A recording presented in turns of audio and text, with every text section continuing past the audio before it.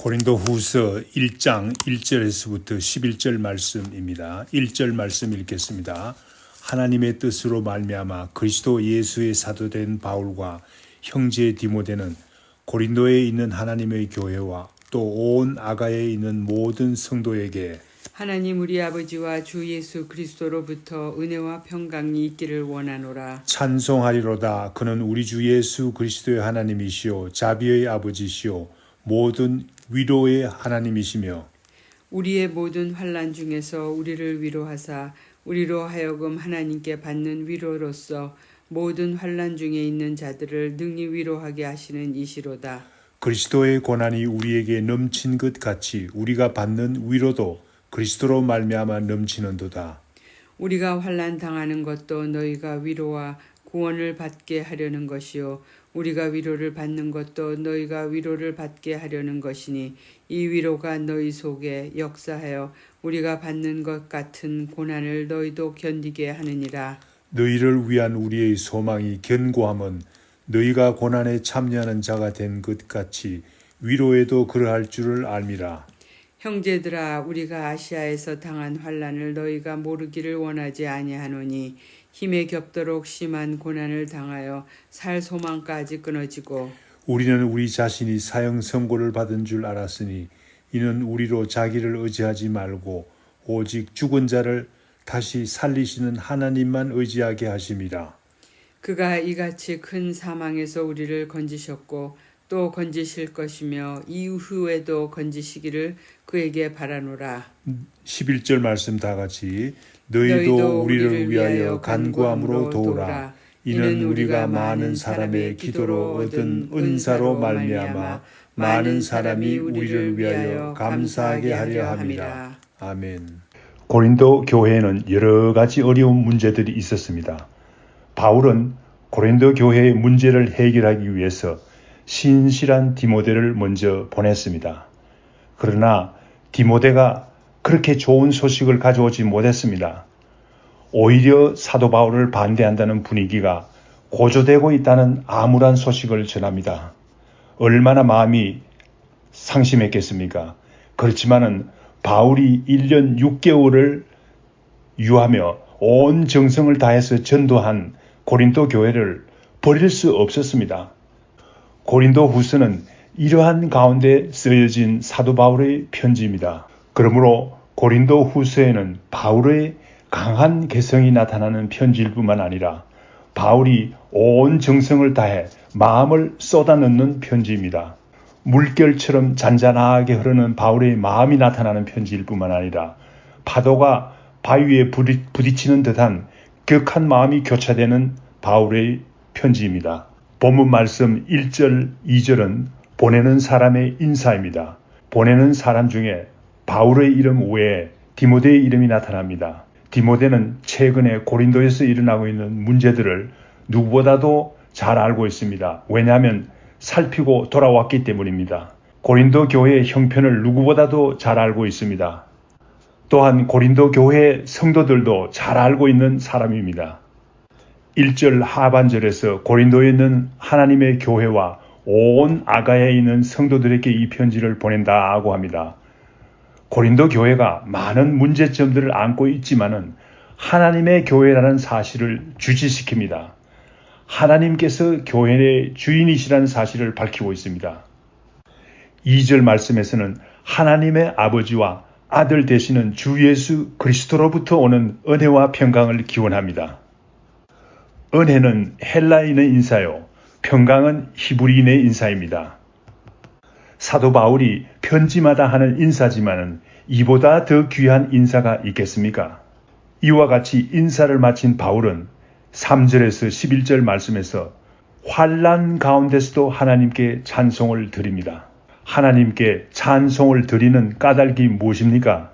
어려운 환난 가운데서도 하나님께 찬송을 드리는 이유가 무엇입니까? 3절 말씀에 하나님은 자비를 베풀어 주시는 분이시요 모든 위로를 주시는 분이시기 때문에 찬송을 한다고 밝히고 있습니다.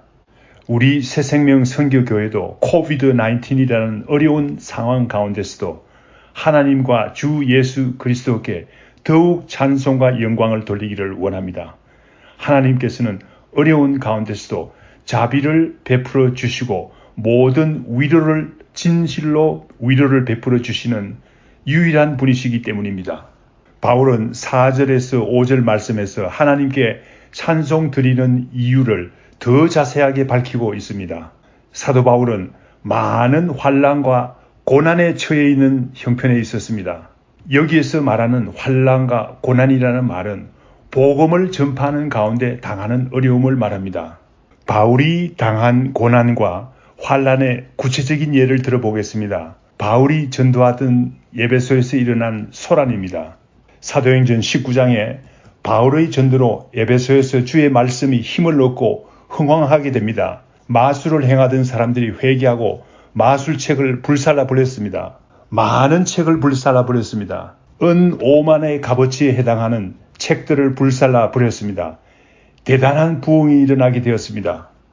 그런데 사도행전 19장 23절 이하의 말씀에 보면 데메드리오라는 은장색이 있었습니다. 은장색이라는 은으로 물건을 만들어서 파는 기술자지요. 그런데 데메드리오가 자기 수입이 줄어들기 시작하자 직공들과 영업하는 사람들을 모아서 소동을 일으켰습니다. 온 시내를 소란하게 하고 연극장으로 몰려가서 2시간이나 구호를 외쳤습니다. 크다 에베소 사람의 아데미어라고 사람들을 선동해서 소란을 일으키게 된 것입니다. 사도행전 20장 1절 말씀에 보면 이 일로 인해서 바울은 결국 에베소를 떠나야만 하게 된 것입니다. 얼마나 어려웠으면 바울이 에베소를 떠났겠습니까? 얼마나 환난과 고난이 심했으면 에베소를 떠났겠습니까? 그러나 5절 말씀에 보면 그러한 환난과 고난 가운데서도 하나님께서는 위로를 주신다고 고백하고 있습니다. 5절 말씀 읽어보겠습니다. 그리스도의 고난이 우리에게 넘친 것 같이 우리가 받는 위로도 그리스도로 말미암아 넘치는도다. 바울은 그러한 환난 가운데서도 하나님께서 위로를 주신다고 고백할 수 있는 분이었습니다. 4절 하반절 말씀에 보면 하나님께서 환난과 고난 가운데 있는 사람들에게 위로를 넘치게 주시는 이유를 밝히고 있습니다. 바울은 자신이 받은 환난에 처한 환난으로 인한 위로로 인해서 다른 사람들에게 위로를 주기 위해서 하나님께서 위로를 주신다고 밝히고 있습니다.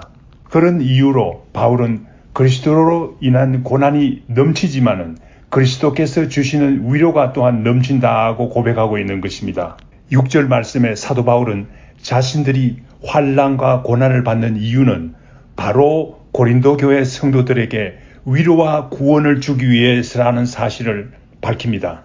왜 그렇습니까? 고린도 교회 성도들이 사도 바울이 당한 환난과 고난을 볼 때 처음에는 얼마나 안타깝게 생각하겠습니까? 그러나 그 가운데서도 하나님께서 허락하시는 넘치는 위로의 이야기를 통해서 자신들이 당한 환난과 고난을 이기는 원동력이 되게 한다는 말입니다. 먼저 고린도 교회에 위로를 허락하고 그 위로로 인해서 고린도 교회 성도들이 당하는 환난과 고난을 이기는 원동력이 된다는 말입니다. 예를 들어서 말한다면 암에 걸렸던 사람이 온갖 어려움을 이기고 건강을 회복한 사람이 있다면 이런 사람들의 경험과 치료받은 이야기는 참으로 귀하지 않겠습니까? 수많은 암 환자들에게 얼마나 위로를 주겠습니까? 위로를 하는 사람들도 자신이 직접 환난과 고난을 경험해 보아야만 진실로 고난과 환난에 당한 사람들을 이해할 수 있지 않겠습니까? 위로할 수 있지 않겠습니까? 8절에서부터 10절 말씀에서는 바울의 일행에 일어난 환난과 고난을 직접 이야기합니다. 얼마나 어려웠는지를 이야기하고 있습니다.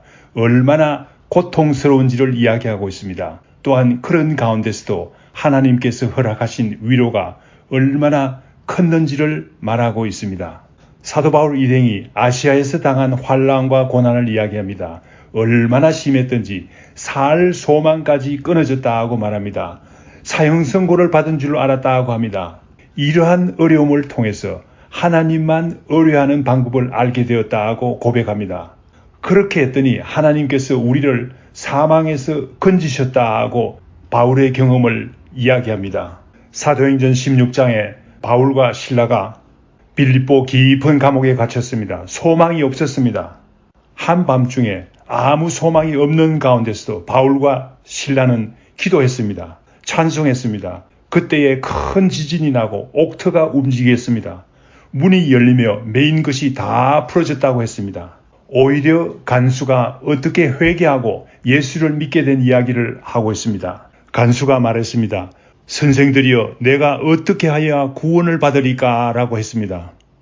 그때 바울이 말했습니다. 주 예수를 믿으라. 그리하면 너와 내 집이 구원을 받으리라 하고 했습니다. 그때의 그 간수는 주의 말씀을 그 사람과 그 집에 있는 모든 사람에게 전했다고 했습니다. 그 밤 그 시각에 간수가 그들을 데려다가 맞은 자리를 씻어 주었다고 했습니다. 자기와 온 가족이 다 세례를 받았다고 했습니다. 그들을 데리고 자기 집에 올라가서 음식을 차려주고 그와 온 집안이 하나님을 믿음으로 크게 기뻐했다고 했습니다. 사도 바울과 실라에게 얼마나 큰 위로가 되었겠습니까? 이렇게 사도 바울이 받은 위로를 전하고 있습니다. 하나님께서 베푸신 자비와 은혜와 위로를 전하고 있습니다. 이와 같은 일로 인해서 11절 말씀에서 너희도 우리를 위하여 간구하라, 도우라 라고 말하고 있습니다. 바울이 당하는 환난과 고난을 위해서 기도해 달라고 고린도 교회에 간절히 부탁하는 것입니다. 많은 사람들이 기도할 때 하나님의 특별한 은혜와 환난과 고난을 이기게 된다고 말합니다. 은혜를 경험할 뿐만 아니라 환난과 고난을 이기게 된다고 말합니다. 그렇게 우리가 하나님의 은혜로 위로받게 되면 많은 사람들이 감사하게 된다고 말합니다. 우리 새생명 선교교회도 복음 전도자들을 위해서 기도해야 되겠습니다. 해외에서 나가서 복음 전도하는 많은 사람들을 위해서 기도해야 되겠습니다.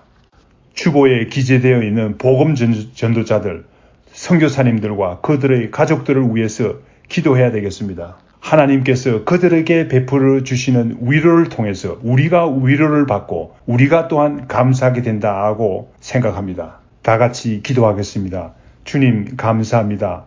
고난과 환난 가운데서도 하나님께 찬송 드리는 사도 바울의 모습을 보여주신 것 감사합니다. 우리가 지금 어려운 가운데 있습니다. 그러나 주는 우리가 드릴 찬송과 영광을 받으시기에 진실로 합당한 분이십니다. 왜냐하면 주님께서는 진실로 우리에게 자비와 위로를 베풀어 주실 분이시기 때문입니다. 오직 주님께만 영광과 찬송을 드립니다. 또한 세계 만방에 흩어져 복음 전거에 정성을 다하고 있는 복음 사역자들을 위해서 기도합니다. 복음 사역자들에게 베풀어 주시는 위로가 우리에게도 위로가 되게 하시기를 간절히 바랍니다. 예수님 이름으로 기도드립니다. 아멘. 하늘에 계신 우리 아버지여, 이름이 거룩히 여김을 받으시오며 나라의 임하옵시며 뜻이 하늘에서 이룬 것 같이 땅에서도 이루어지이다. 오늘날 우리에게 일용할 양식을 주옵시고 우리가 우리에게 죄 지은 자를 사하여 준 것 같이 우리 죄를 사하여 주옵시고 우리를 시험에 들게 하지 마옵시고 다만 악에서 구하옵소서. 대개 나라와 권세와 영광이 아버지께 영원히 싸움나이다. 아멘.